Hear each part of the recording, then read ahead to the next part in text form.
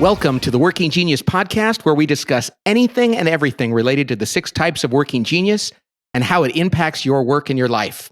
I'm Pat Lencioni. I'm your host today, joined by Cody Thompson, my co-host. Hello, Cody. How's it going, Pat? Going just fine. I am so excited by this podcast. What's the title for our podcast? Did we decide? I think we were just calling it our first man on the street. So I think that's the title, right? Or that's in right. this case, People man on and woman from the street. People on the street. Yes. Yep. So we have 2 guests here that we literally went out and said, come to our office and do a podcast with us. And they're very nervous, which is okay. It's going to be really fun. And they are Tom and Rosylyn. Now, what you need to know about Tom and Rosylyn is they own a retail store that we've mentioned before on our podcast, but we're going to mention it hard right now. It's called Venture. And they have the best stuff. We literally go in there before Christmas, and I have 4 boys and a wife, and I'll walk out with every Christmas present done there. And I go during the year. It's amazing. Pat, you and I tend to procrastinate a little bit. And so what happens is it becomes a week before a birthday or a week before Christmas, and we just go in there and walk out with bags of gifts that our families love. And so you guys have saved us a handful of times. I'm so happy you guys get to join us on the podcast. Wow, Thanks for being thank here. you. Thank you. Well, this is our pleasure for sure. Yes. Thank you for having us. Yes, and we're honored. Thank you. The thing to understand about Tom and Rosylyn is the merchandise, the stuff they pick is fantastic. I mean, they just have this knack, really a gift. And then the service, the people that work for them, we just love this place. And I mean this, I want everybody to go online to go venturegoods.com. Is that right, Tom?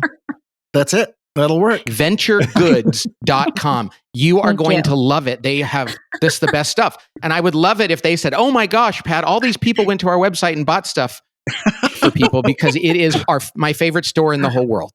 So venturegoods.com. But that's not why they're here. Thank you. They're here because they are guinea pigs for us. This is a show where we're going to dedicate the entire thing. We talked before about doing 2 or 3 minutes with a person off the street. What we realize is it's going to take more time because it's really fun. And so we have done their working genius assessment, right, Cody? Yeah, we have them take it right before. We haven't even really talked about it because the whole goal of this is to do it live on the show and give people a feel for, like, what does it look like to take the assessment, go over their results, identify with their genius type and their frustration type. And then we'll even kind of play around with, like, the roles that you guys have at your store, and maybe even how this plays itself out in your marriage. So this will be fun. It'll be fun to explore all this. Absolutely. Nice. So what we're going to do right now is a very quick overview for them, because they don't even know what the working genius model is. That's how raw this is. So here's the deal, you guys. There are 6 kinds of activities or skills or gifts that are necessary to do any kind of work, whether it's opening up a store or running that store or launching a new product or running a massive corporation or planning a family vacation or running a church or a school. There are 6 different skills required to get things done. Now, those 6 skills are also the 6 different, what we call geniuses that people have, and they're God-given gifts. But the thing is, only 2 of those 6 are your natural genius. It's where you get energy and joy. That's the gift God gave you, that you're naturally good at those. 2 of them are what we call your competency, your working competency. It's not your genius. You don't get a lot of joy and energy, but you can do it. You can do it for a while, and you can be pretty good at it. 2 of the 6, the last 2 are what we call your working frustrations. They're things that not only not give you joy and energy, they drain you of joy and energy. Okay? And so we have right here, how's that for a prop? We've got both of your reports about what your geniuses, competencies, and frustrations are. Now, I'm going to run through the 6 really quick. Is that all right if I do that, Cody? Yeah, go for it. And then I'll jump in for the reports. Very good. So the first genius is the genius of wonder. People that ponder things. They ask questions. They're constantly looking around and saying, why is the world like this? Should it be better? Is there something more? Okay.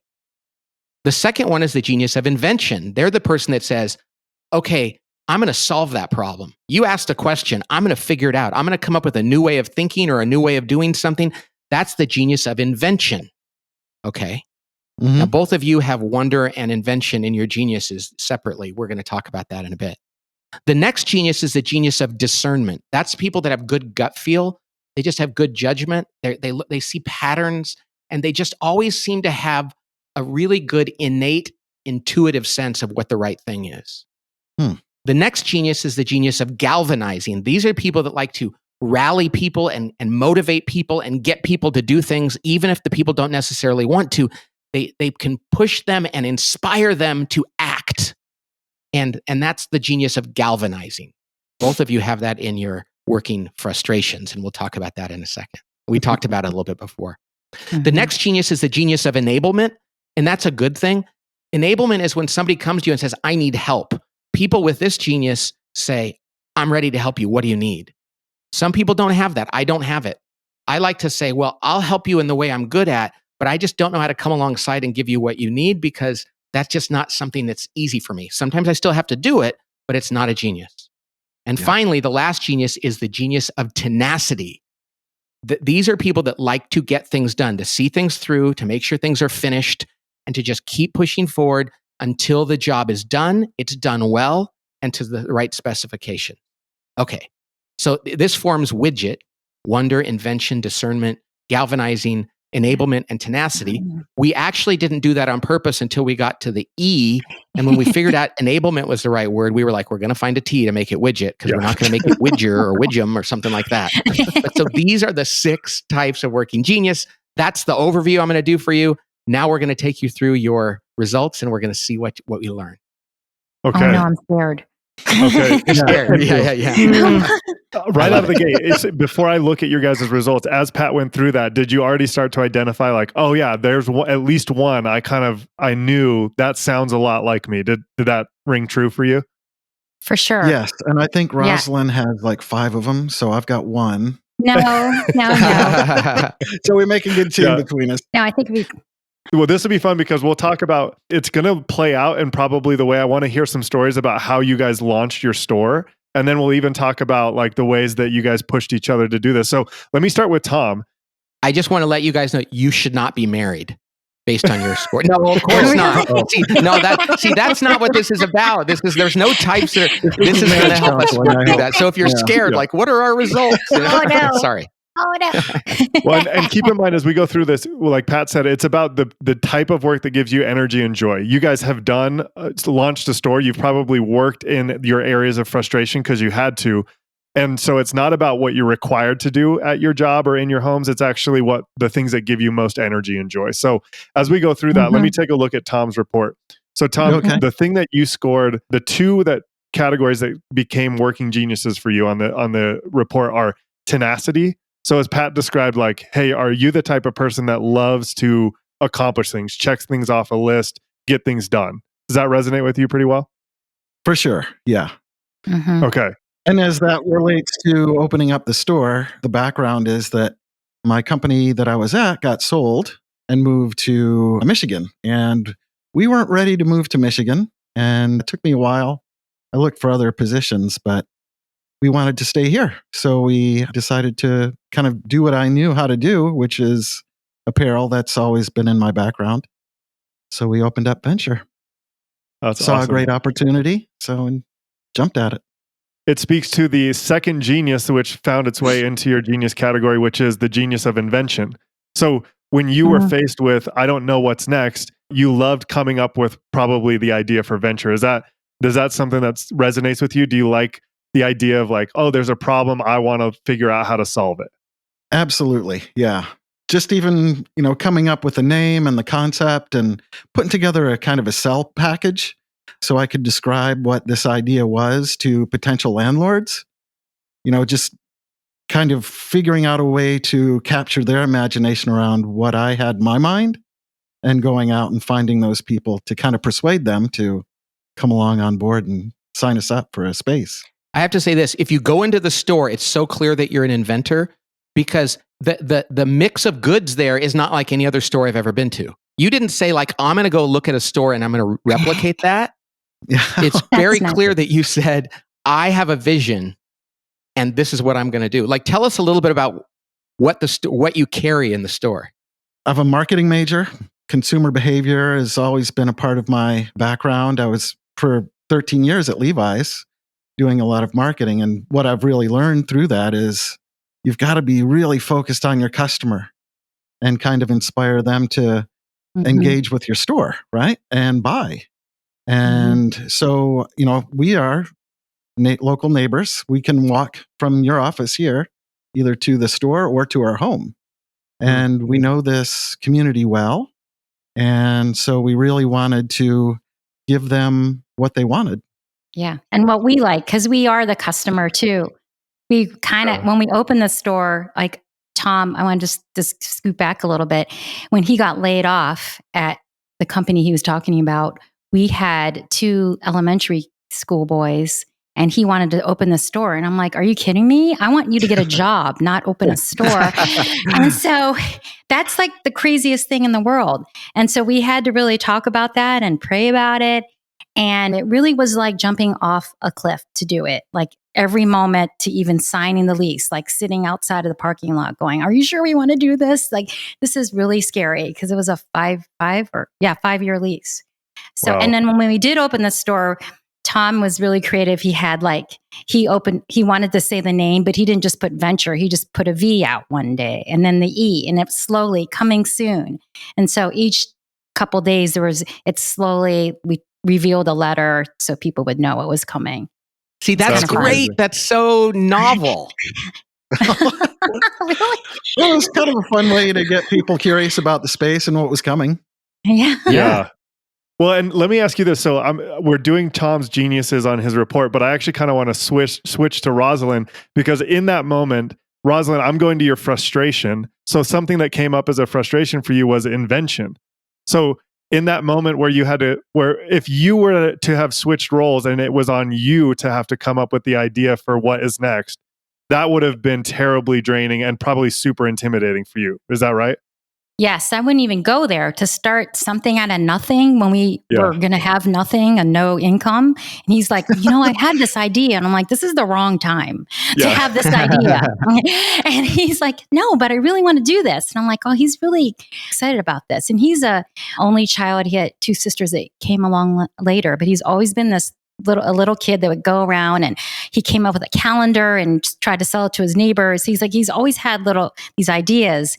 Wow, he is an inventor. I love it. Yes, he's always, and I'm like, and I feel like I've always been like party pooper, like, no, I don't think you should do that. But then when we talked through it, I'm like, well, maybe this would work. And I do love to shop, so maybe this could work. I could shop for other people and not just me. So that's fun.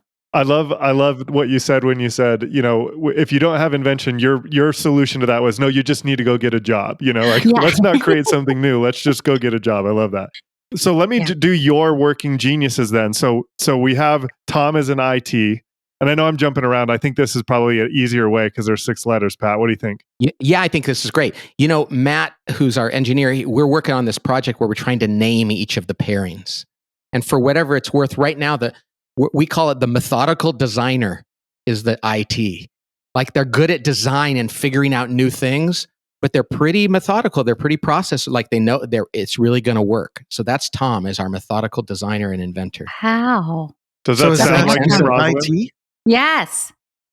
That's awesome. Not IT like computers. Internet technology. Yeah. No. Yeah. But invention and tenacity. Yeah.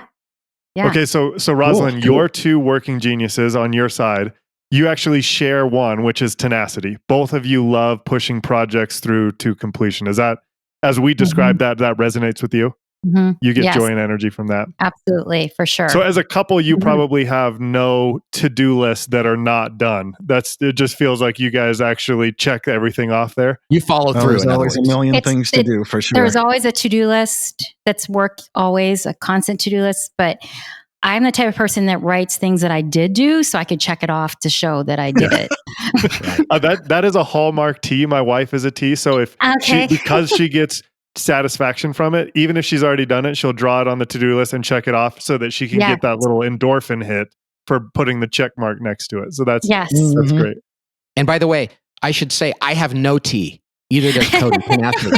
And so if somebody were to ask you to start a project, you guys, that couldn't be finished, that would probably give you Mhm. angst. Am I right? Yes, For sure. for Yeah. sure. Yeah. For sure. Like, Cody and I are not angsted by that. Really? If the roles were reversed and we would come up with the idea for a store, and then there would be no store where you guys have a store. We would have never gotten. Yeah.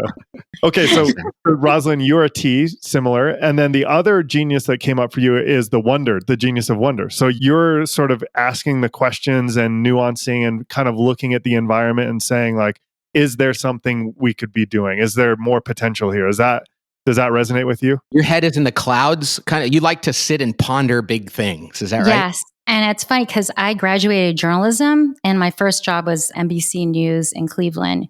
And I just love to ask questions all the time. I mean, and there's recordings that I'm the oldest in my family of me making my little brother and sister. I'm a reporter and I'm asking them a bunch of questions and it's really funny. But anyway, silly questions. But I love to ask questions. I don't know the answers, but I'm very curious. And that's what I love about owning a store is meeting people and finding out where they're from and how did they get to where they are and what are they doing here today? Or do you live here? Are you from here? And then in the beginning, I had to really tone that down because then they would leave without even looking at the store. So I've had to just keep that kind of down. Tom's like, we're really a store to open, like we're supposed to sell things. So that's been kind of a hindrance, I think. It's the fact, Rosylyn, that you just said that you love to ask people questions. You were curious. You're a journalist. That is the very trait of a person with the genius of wonder. Oh. And like you ask what you said, I don't always know the answers, but when you ask a question, Tom loves to figure out the answer. And I don't always like his answers, but yeah. Let's go directly to the frustration that you both share. Okay, so I think we can figure out the competencies in the middle. I think it's most interesting to say, hey, here's what you guys are really great at and what you love doing. And then here's the thing that actually is probably frustrating and draining for both of you. You guys both share in a frustration, the genius of galvanizing. So the idea of getting up and rallying people or pushing them out of their comfort zone, trying to motivate them towards action or inspire them to action. Both of you identify as people who don't like to do that and are drained by that. Does that sound right? Yes. Yes. Yeah, for sure. Absolutely. So if there's something that needs to be done and the person next to me isn't doing it, I just kind of jump in and I start working on it, whatever it is. Right. I have a harder time nudging somebody to go ahead and, hey, you can do that. That is exactly what a tenacious person, a person with tenacity would do with that lax G, even which is interesting because you're describing this as the owner of the store. You have staff there that you could probably galvanize to do that. But instead, because that is a frustration for you, you go right to, you know what? I'm just going to do this myself. Yeah. Yes. And that's really, this is such a light bulb moment because I'm thinking about it in terms of our sons too. And of course our team members. It's like, we think it's easier, but we're not giving them a chance to grow by letting them do it, learning how to do something too. Yeah, we're just like taking it. We're like, we'll just take it. And that's not good. Even if they mess up, that's still not, we need to learn. But what's great, Rosylyn, is that you shouldn't feel guilty about that because what you're doing is you're naturally drawn to that. It's good for you to check yourself in that, but realize that you have a God-given tendency and that you get joy out of finishing things. So it don't feel like, gosh, I'm a terrible person for doing that. It's like, that's just who God made me. Now, sometimes we have to check that for the benefit of others, but just know that you're naturally really good at that. Thank you. And I think there is a tendency to, even as a leader or like a founder of a store, to have some guilt around like, oh, maybe that makes me less of a manager or so, like I'd rather just do the task. And we talk about this all the time is it's not the leader's job to do all 6 of these things in a project. It's their responsibility to make sure that it gets done. And so there are people in the world who would be a great addition to your guys' team who love to galvanize and would love to actually be in that role to motivate the staff and make sure that you guys aren't always the ones doing things, but trying to push people and inspire them to do more. Right. Like if you hired a customer service person and said, we're going to hire somebody with galvanizing, they're going to be a cultural fit, first of all. And I'm going to ask them to manage the the other people that work here and their schedules and their performance and all those other things. So I can invent. We'll still do a lot of stuff in the store, but I don't want to have to call people and say, you did, we were talking about this before. When you have to get people to do stuff they don't like to do, that drains you. Yes. I don't suggest you put yourself in a position to do what drains you every day. Right. Yeah. This is so good. Yes. I'm taking notes. I'm glad you have a notebook nearby. She has a whole page of notes. That's amazing. So let's cover the last frustration that we have. And so Rosylyn, we did cover that invention is one of yours, right? So coming up with new ideas is not part of yours, and then galvanizing. And then Tom, for you, it's galvanizing. And then the second frustration for you is enablement, which is what Pat described as sort of coming alongside and helping out on other people's terms, and it probably plays out like this. And I'm just guessing here, but you guys tell us if we're right, so let's say somebody comes to you and asks for your help. Your primary posture is going to be, actually, let me invent a different way for you to do this. I'm not going to just sit there and help on the way that you're asking me to help. Or I'll just take it away from you and do it on my terms. Yeah. Yes, That's him. exactly. Yeah. Mm-hmm. I'm imagining, just even the Pinewood Derby when I was volunteering for that. I obviously somebody needed to fill that role and I was asked to do it. But I did change it quite a bit and how it all played out. So, and that's just one example of many. Yeah. A friend of mine did Pinewood Derby, and I would go over there with my sons, and he's the same type as you, Tom. Okay. IT. And we would stand around and watch him make it. Which was okay with me because I was terrible at it, but it was like, hey, I think the boys should be doing some of this. Let me just get this done. Give me the hammer. Yes. That's so funny. So here's an observation we would have, or if we were talking to you about the way that your guys' types that you could use each other, right? Which is so think about your geniuses. You have Rosylyn who has W and T, and Tom, you have I and T. So the good news is nothing is going to die on the vine in your store, right? Like you guys are going to make sure it gets done, whether you do it yourselves or otherwise. But one of the ways that would be really the sort of way that your guys' geniuses play together is really paying attention to Rosaline's W. In the store, when she asks the questions like, hey, is there something we should be doing differently for the holidays? Or is there something different we could do online? Or what do you think about this? We oftentimes, I think, before we had the language of W, we would describe it as someone had like a yellow flag they were waving. Amy in our office would ask a question. But because we didn't understand how important W was, we sort of would like dismiss it a little bit. Like, oh, is that really a question we should pay attention to? But knowing that that's her genius, that's the way she's contributing to the store. And then you, Tom, what's great is the very next thing is you get to respond to that question with your genius of invention and say, I actually have an idea. What do you think about this? And then the two of you both have discernment as a competency, meaning that you can sort of evaluate what's the right way for us to go about this. It's amazing. You're kind of describing the way that we've been working together for quite some time. Yeah. That's awesome. That's amazing. You really are. Yeah, we talked about the labels for the two things. Yours, by the way, Rosylyn, you have the two farthest apart. Because you're at Wonder, which is the very first one, which is the head way up at 50,000 feet pondering things. And then you go all the way down to the last one, which is tenacity, getting things done. And we call you, I don't know what the right words are, Matt. You might want to chime in here. But it was the careful implementer, wasn't it? Yes. The careful implementer. In fact, they sometimes can be kind of hesitant. Like they'll say, let's do it. Wait a second. I don't know. Is that the right thing to do? And you're laughing because it's just one of those things to keep in mind is that you go from 50,000 feet to 5 feet and back to 50,000 feet down to 5 feet, and it's a wonderful quality if you understand, but it can cause you to have the bends. You know what I mean? It's like or a little nausea when the plane goes up and down, up and down. So true. It's so true. And I think about Tom, like he, in our relationship, in our marriage, and as co-owners of the store, he, like when I'm frustrated or when I'm like feeling like I recently went through a little health scare.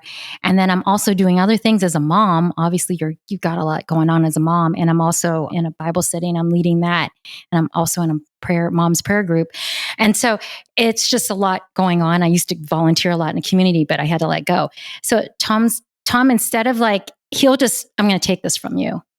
I'll do your parts at the store. And then we both I get frustrated the way he did it, and he gets frustrated because he has more to do. But he is very good at just taking it from me and not really realizing.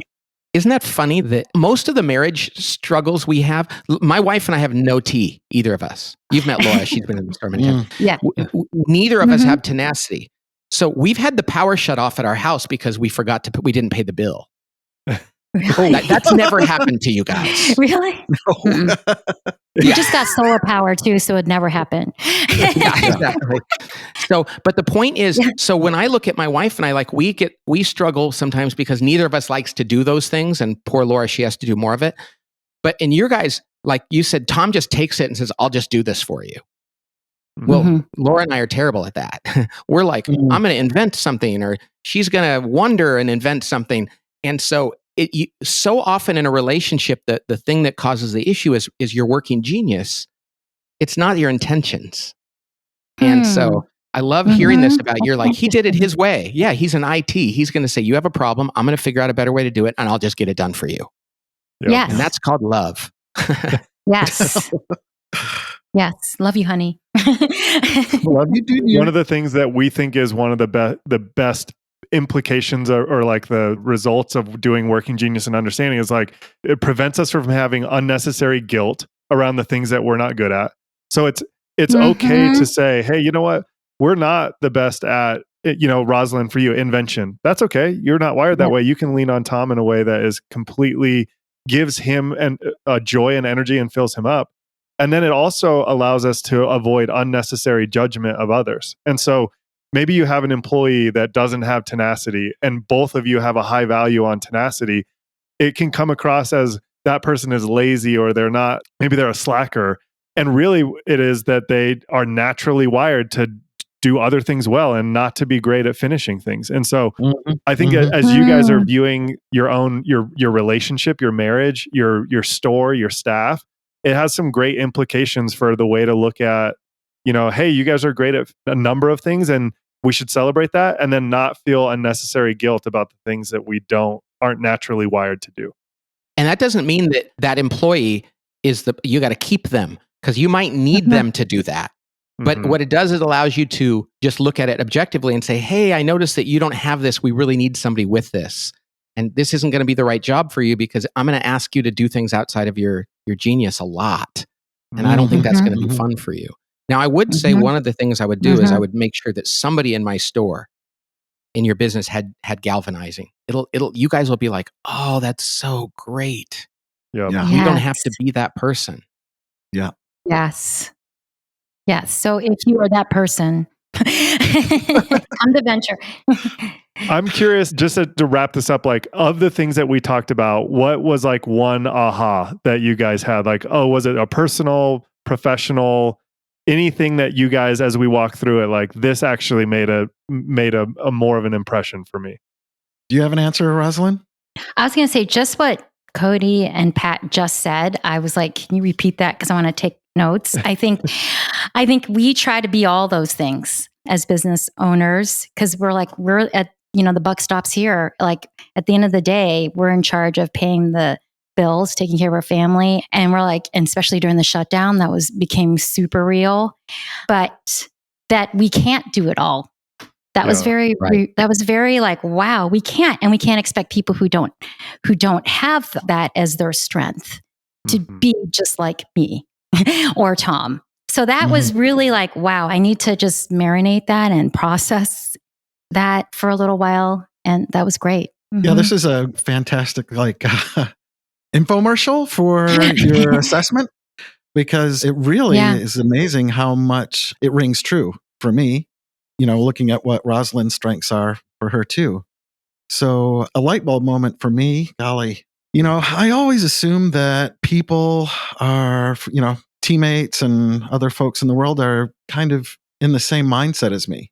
Yeah. And I question myself, like, why aren't they doing it the way I would do it? Why? Yes. Why aren't they motivated by the same things that I'm motivated by? But having done this with you, I have a better awareness now of, there's different skills, different strengths. Yeah. People have different weaknesses. So I get that. And I think that'll really kind of change how I approach other folks. That's great. Yeah. It's one thing to say, hey, not everybody's like me, but it's even better when you can go, well, what are they like? Yes. Mhm. Then you can actually understand them. The prayer of St. Francis is to seek to understand more than to be understood. And if you can actually go, oh, that's what they're like, Mm-hmm. then you can actually love them in that way. And that might mean you can love them into a new job outside of your company, or you can love them into a new role within the store. Mm-hmm. Yes. But if you don't know who they are, it's hard to know how to actually practically love them. Totally. Yes. And that's what happens too at our store. Like I become like the mom because I love, honestly, everybody that comes into our store. They come into our home and they become like my other child. Wouldn't you say that, Tom? Yes, And then totally. it's hard to be like a leader too, because you want to just make sure you shield and make sure that it's not too hard for them. And I lose sight of where I were there. So this has been really good. You guys even treat your customers like that. I mean, like we've become friends of yours. There's other vendors in the neighborhood that we're not friends with. But when we go to the store, you guys are like, what do you want? Yeah. We want to get you what you want. Yes. And that's why I'm going to say it again. Please do. I mean this sincerely. It's my favorite store in the whole world. If I moved to Alaska tomorrow, I would be buying everything on venturegoods.com. Because it's such a cool thing to see what you've put together. Unfortunately, they can't meet you guys and experience you, but even the merchandising you've done reflects all this. So venturegoods.com, I would love it if your website blew up. Thank you. And yes, we do love our customers. Thank you. We do. We couldn't have done any of this without our customers. We love them. If we could give everyone a hug, I know it's not very the thing to do right now, we would. We used to before 2019, but yes. Well, this was a lot of fun. Thank you guys for letting us pull you out of the store and do this with you. That was great. It wasn't as painful as you thought it was. It wasn't scary. No, thank you. We are so honored. Yeah. A little bit. It was a little bit. We're humbled and honored. Thank you. All righty. God bless you guys. Thanks for being on. Thanks for having us. And so that brings us to the end of our podcast this time. I hope you enjoyed it. We had a blast. Tom and Rosylyn are wonderful. And Cody, thank you. And we'll look forward to talking to you next time on our podcast about Working Genius. God bless.